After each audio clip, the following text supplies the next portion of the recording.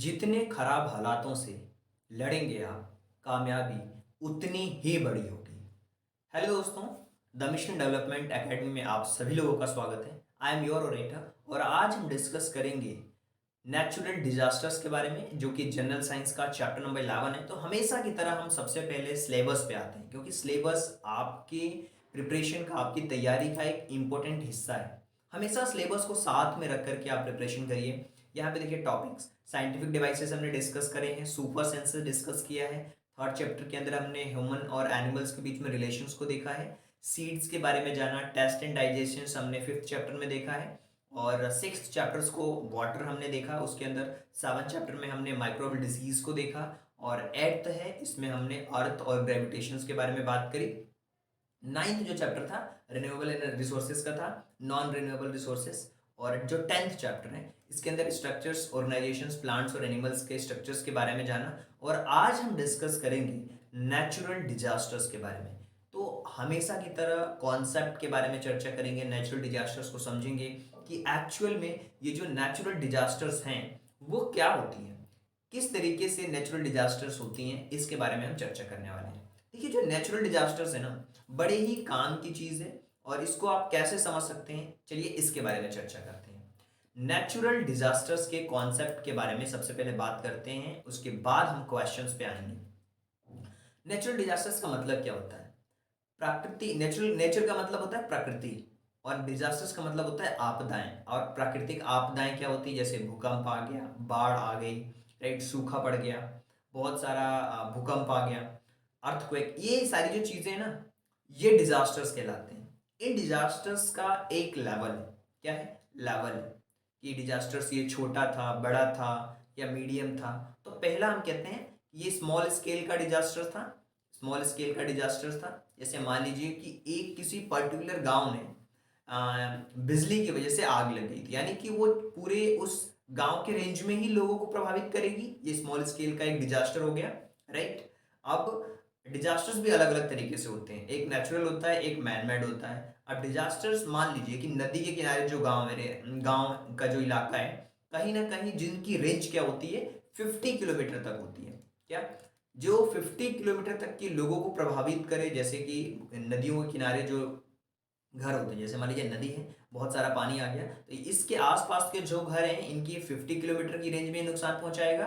तो ये हो गया स्मॉल स्केल, राइट। लेकिन अगर वो बड़ा हो जाता है, बाढ़ बहुत ज़्यादा ही मात्रा में आती है और वो अपनी रेंज को बढ़ा लेती है, तो उस कंडीशन में हम इस डिजास्टर्स को कहते हैं कि मीडियम स्केल डिजास्टर्स है।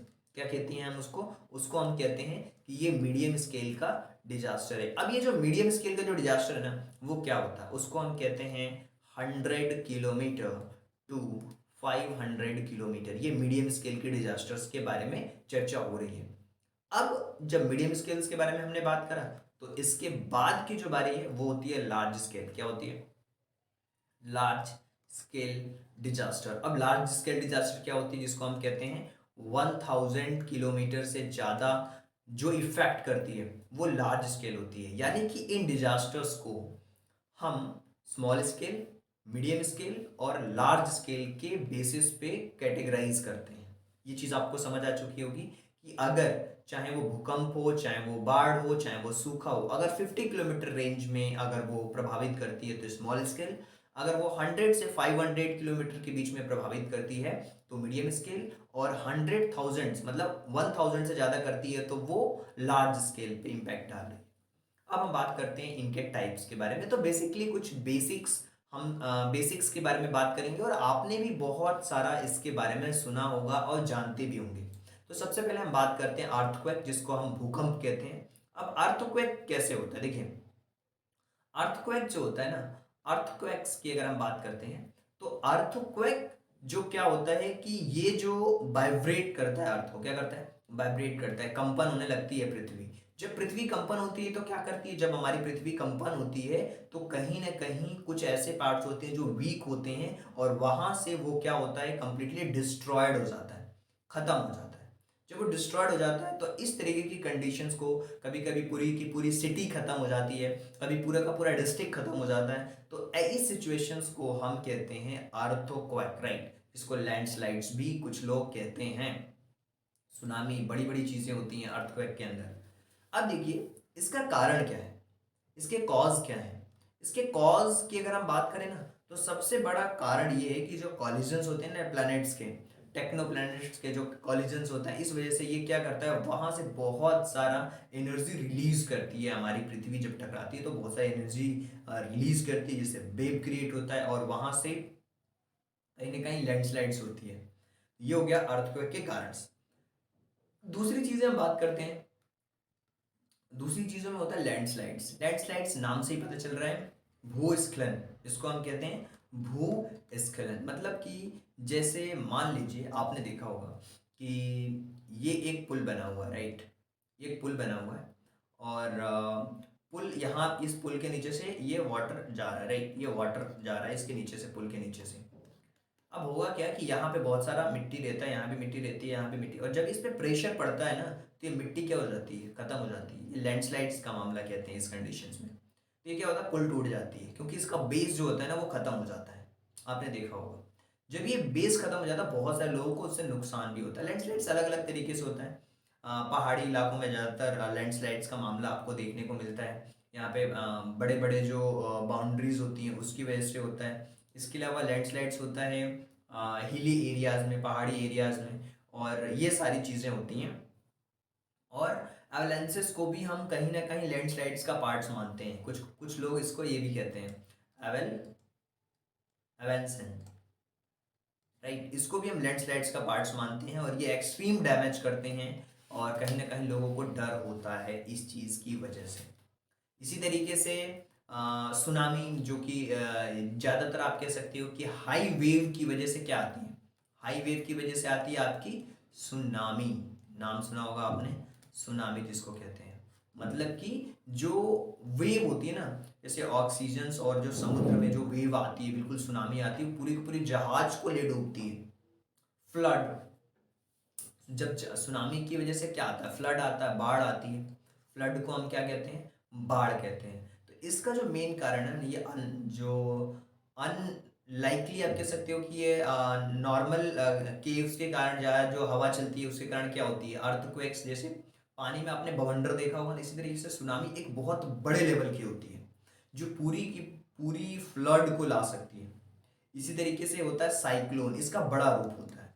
क्या होता है, साइक्लोन क्या करता है, हवा को बिल्कुल स्ट्रोंग करता है, हवा को बहुत तेजी से ऐसे गोल गोल घुमाता है, उसको हम साइक्लोन कहते हैं।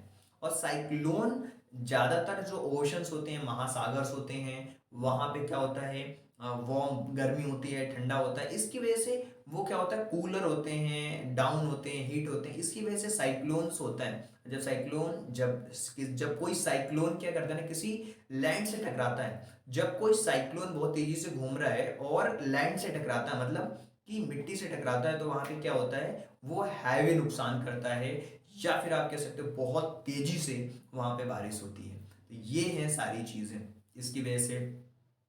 और साइक्लोन, साइक्लोन के अलावा आप कह सकते हो कि फ्लड से भी बहुत सारा नुकसान होता है, जिसको हम कहते हैं फ्लड से हम कह सकते हैं बाढ़। बाढ़ से आपने देखा होगा। इसके अलावा सूखा पड़ जाता है, यानी कि कभी कभी क्या होता है, किसान अपने खेतों में बहुत सारा अनाज उगाने की कोशिश करता है, बट होता क्या है कि कभी कभी जो बारिश है ना होती ही नहीं है, सूखा पड़ जाता है। मतलब इसको भी हम कहते हैं ड्राउट कहते हैं, मतलब सूखा पड़ जाना, DROUGST, ड्रॉट, इसको हम कहते हैं सूखा पड़ जाना। तो मतलब इनफ मात्रा में जितना पानी चाहिए था नेचर से, उतना हमें नहीं मिल पाता, जिसके कारण क्या होता है, बहुत बार जो भूमिगत जल होता है, जो हमारा कहते हैं वाटर लेवल है, वो जमीन के नीचे नीचे नीचे नीचे और नीचे नीचे चला जाता है, जिसको हम कहते हैं ड्रॉट, राइट। और ये मानसून बहुत बार ऐसा होता है, रिपीट नहीं होता, इस वजह से भी होता है। चलिए, बेसिकली आपने नेचुरल डिजास्टर्स के बारे में जाना, जिसमें हमने कुछ बेसिक से पॉइंट्स के बारे में हमने बात करा। हमने बात करा है फ्लड्स के बारे में बात करा है, राइट। हमने बात करा है आपसे सूखे के बारे में बात करा है, राइट। बाढ़ के बारे में हमने बात करी, हमने सूखे के बारे में बात करी, हमने साइक्लोन के बारे में बात करी। बेसिकली हमने बताया कि साइक्लोन किस तरीके का होता है। इसके अलावा हमने बात करी सुनामी के बारे में बात करी, और उनके ये सुनामी के बारे में बात करी, जो कि एक नेचुरल डिजास्टर्स है। इसके अलावा हमने बात करी लैंडस्लाइड्स के बारे में बात करी, लैंडस्लाइड्स के बारे में बात करी, जिसको हम भूस्खलन भी कहते हैं। और इसके अलावा अर्थक्वेक के बारे में हमने बात करी, जिसमें हमने देखा कि किस तरीके से ये भूकंप होते हैं, राइट। लेवल के बारे में इनके लेवल के बारे में बात करी, स्मॉल हो चाहे वो मीडियम हो चाहे वो लार्ज हो, इन सारे टॉपिक्स को हमने कवर किया है इस नेचुरल डिजास्टर्स के अंदर, राइट। सो ये तो आपने समझ लिया होगा कॉन्सेप्ट को। अब बारी है इस कॉन्सेप्ट के बाद क्वेश्चंस आंसर्स की। तो हम इसके ऊपर से बेस्ड जो क्वेश्चंस आंसर्स हैं उनको करेंगे, ताकि आपको आइडिया लग पाएगा, एक्चुअल में आपको आइडिया लगेगा कि नेचुरल डिजास्टर्स किस तरीके से होते हैं, क्या होता है। सबसे पहले, earthquake are the caused due to the collision of, किसके किसके कॉलिजन से अर्थक्वेक होता है, तो हम कह सकते हैं टेक्टोनिक प्लैनेट की कॉलिजन की वजह से क्या होता है, भूकंप आता है। तो ये चीज़ आपको पता होना चाहिए, राइट। इसके अलावा हम और चर्चा करते हैं कि cyclone have a wind speed, cyclone की जो विंड स्पीड होती है ना, वो nearly 320 kilometre per hour, 320 kilometre per hour की स्पीड से विंड की स्पीड होती है, हवा की इतनी तेज गति होती है साइक्लोन, इसलिए उसको साइक्लोन कहा जाता है। Rain water harvesting should be practice to prevent, अच्छा, रेन वाटर जो है बारिश के पानी को हार्वेस्ट करना चाहिए, इसको बचाना चाहिए। ये किस लिए हमें करना चाहिए रेन वाटर हार्वेस्टिंग, तो आप कह सकते हो ताकि सूखा ना पड़े, ड्रॉट ना हो। इसी तरीके से excessive rainfall is a cause, ज़्यादा मात्रा में अगर बारिश होगी तो क्या होगा, फ्लड आएगा, बाढ़ आ जाएगी, इसको हम कहते हैं फ्लड। ज़्यादा मात्रा में बारिश का होना फ्लड का कारण बन सकता है। इसी तरीके से volcanic eruptions occur when the pressure inside the earth, जब पृथ्वी के अंदर प्रेशर होता है तो क्या होता है, इंक्रीज होता है। वॉल्केनो कब आता है, इंक्रीज होता है, डिक्रीज होता है, या नेचुरल प्रेशर्स होता है, या रिमेन द सेम, या सारी चीज़ें सेम रहती है। तो आप कह सकते हो कि इंक्रीज होता है, जब प्रेशर इंक्रीज होता है तो वॉल्केनो फटता है, ज्वालामुखी होता है। मेल्टिंग ऑफ द ग्लेशियर में कॉज, ग्लेशियर जो है उनका पिघलना क्या किसका कारण बन सकता है, फ्लड का, ग्लोबल वार्मिंग का, ड्राउट का, या डिफॉरेस्टेशन का। तो फ्लड का कारण बन सकता है, क्योंकि वो बर्फ जमी हुई है, अगर ज़्यादा मेल्ट होगी तो क्या होगा, पानी की मात्रा बहुत ज़्यादा हो जाएगी। तो इसी तरीके से लिखा हुआ, very strong and violent wind storm moving a spiral is a cold, जब बहुत तेजी से अगर कोई चीज घूमती है तो वो किसका कारण हो सकता है, मैंने आपको बताया साइक्लोन, उसको हम कहते हैं साइक्लोन। आगे बढ़ते हैं, चीज़ों को समझते हैं और अगले क्वेश्चंस की तरफ मूव करते हैं, जिसमें लिखा हुआ है कि the major man made cause of flood are, जो मेजर मैन मेड कॉज है फ्लड का वो क्या है, डिफ्रोस्ट्रेशंस या सिल्टेशंस या ब्रस्टिंग द डैम या फिर ऑल ऑफ दीज। बाढ़ के क्या कारण हो सकते हैं, ज़्यादा मात्रा में जो डिफ्रोस्ट्रेशंस करते जा रहे हैं, यानी पेड़ों की कटाई करते जा रहे हैं, या सिल्टेशन की वजह से, या डैम को ब्रस्ट करने से, ये सारे कारण हैं, ऑल ऑफ दीज, ये सारे कारण हैं। Man made cause, man made चीज़ें हैं जो इंसान खुद करता है। Series of gigantic wave hit the sea shore during, जो सीरीज ऑफ जो गिगनेटिक वेव है, वो जो नदियों के जो समुद्र के किनारे रहते हैं, उस जब वो टकराती है तो उसको हम क्या कहते हैं, लैंडस्लाइड्स, अर्थक्वेक, फ्लड या सुनामी। तो आप कह सकते हो कि ये सुनामी होती है, टकराती है, गिगनेटिक वेव्स जो होती हैं। There are dash type of volcanoes, कितने टाइप्स के वॉल्केनोस होते हैं, तो आप कह सकते हो कि यहाँ पे जो आपका आंसर है वो क्या हो सकता है, यहाँ पे जो आपका आंसर है वो 3 तरीके के वॉल्केनो होते हैं। Dash is the movement of mass rock debris and earth down is a slope due to gravity, इसको हम कहते हैं लैंडस्लाइड्स। क्या कहते हैं, लैंडस्लाइड्स, जहाँ से वो ग्रेविटी के कारण वो पूरा स्लोप कट जाता है अर्थ का। सुनामी अगर due to under water earthquake, tsunami कब आती है, अर्थक्वेक। इसी तरीके से a place where earthquake originate is called, जहाँ पे वो ओरिजिनेट होती है उसको हम क्या कहते हैं, फोकस, उसको हम क्या कहते हैं, फोकस कहते हैं। इसी तरीके से अगर हमें पूछा जाए कि which event produce a biggest tsunami? कौन सा इवेंट जो सबसे बड़ी सुनामी ला सकता है? अर्थक्वेक या अंडर वाटर लैंडस्लाइड्स या हरिकेन्स या impact of asteroids and comets? क्या हो सकता है? तो आप कह सकते हो कि इसका कारण हो सकता है impact of the asteroids and comets. चलिए आगे चलते हैं। What are the consequences of disasters on the society? क्या कॉन्सिक्वेंसेस हो सकते हैं सोसाइटी में डिजास्टर्स के? लाइफ लॉस हो सकती है, प्रॉपर्टी डैमेज हो सकती है, इन्वायरमेंट डैमेज हो सकता है, सारी चीज़ें हो सकती हैं। ऑल ऑफ दीज डिजास्टर्स होती हैं तो सोसाइटीज़ को बहुत बड़ा नुकसान होता है। ये चीज़ आपको समझनी पड़ेगी। चलिए अगले क्वेश्चन की तरफ हम मूव करते हैं और समझते हैं। What is the name of instrument use to measuring earthquake instantly? Modified Mercalli scale, metrological scales, vernier scales या बैरोमीटर?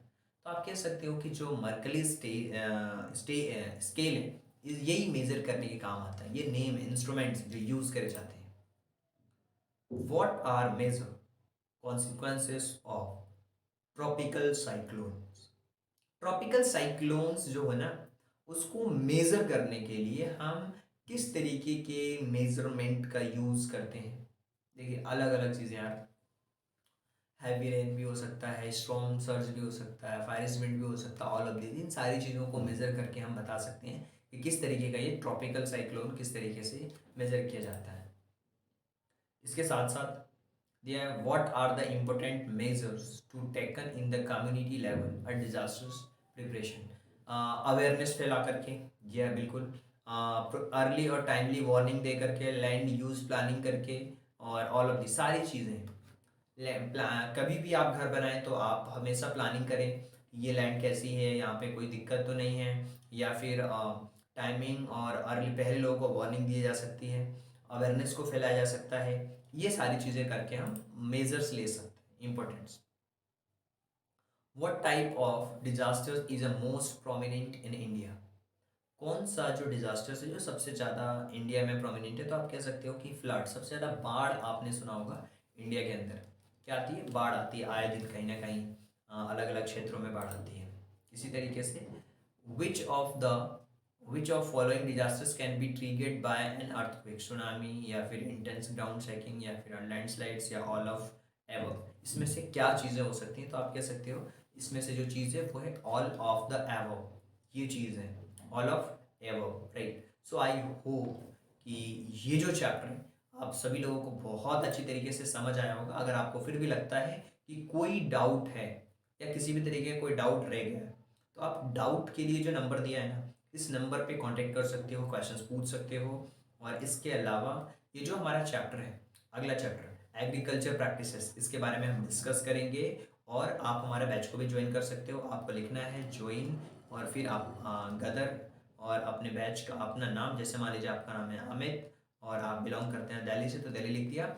और इसके अलावा ये जो नंबर लिखा हुआ है ना 87700741, इस नंबर पर मैसेज करना है ताकि हम समझ पाएंगे कि आप इस बैच से बिलोंग करते हैं और आपके डाउट्स को क्लियर किया जा सकता है। So thank you so much and thanks for giving your precious time at last. God bless you. Thank you so much.